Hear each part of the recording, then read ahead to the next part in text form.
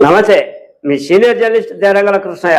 ఈరోజు ప్రధాన అంశం ముఖ్యంగా చెట్లు నీడను ఇస్తుంది, కానీ కొంతమంది అభివృద్ధి అంటూ రోడ్లు వెడల్పు కార్యక్రమం అంటూ ప్రభుత్వాలే చెట్లు నాటుతూ ఉన్నాయి.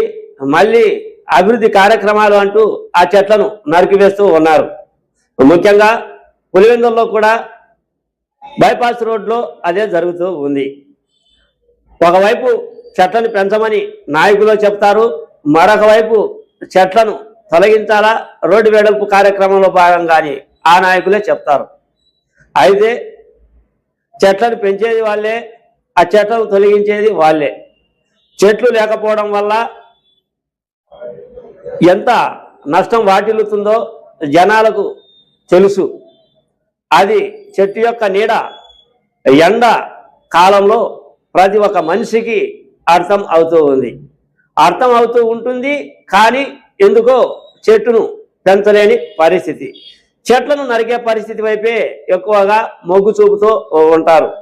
ఇటీవల కాలంలో ముఖ్యమంత్రి నారా చంద్రబాబు నాయుడు కొన్ని వేల చెట్లను పెంచాలి అని ఆయన కూడా నినాదం.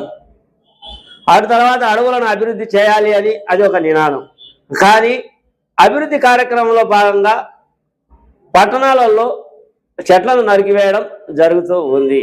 సరే, ఈ విషయాన్ని పక్కన పెడితే చెట్టు అనేది ఎంతో ఉపయోగపడుతుందో నేను ఈ కవితా రూపంలో, పాట రూపంలో మీ దృష్టికి తీసుకొని వచ్చా. నచ్చితే లైక్ చేయండి, షేర్ చేయండి, ఆ తర్వాత సబ్స్క్రైబ్ చేయండి. మీరు లైక్ చేసి, షేర్ చేసి, సబ్స్క్రైబ్ చేసే విషయంలో నిర్లక్ష్యంగా ఉండకండి. దయచేసి ఒక్కసారి ఆలోచన చేసి నా ఛానల్ను మీరు ఆదరించండి. వినండి ఈ వీడియోలో ఇలా. చెట్టు నిన్ను అంటి పెట్టుకుంటే ఒట్టు ఎక్కడ చూసినా నిన్ను దూరం చేసుకోలన్నదే ఈ జనానికి మొండి పట్టు. పక్షికి గూడు మనిషికి నీడ మంచి చేసేందుకే ఈ చెట్టు, కానీ చెడ్డ మనుషులకు ఇది ఎందుకో అడ్డు.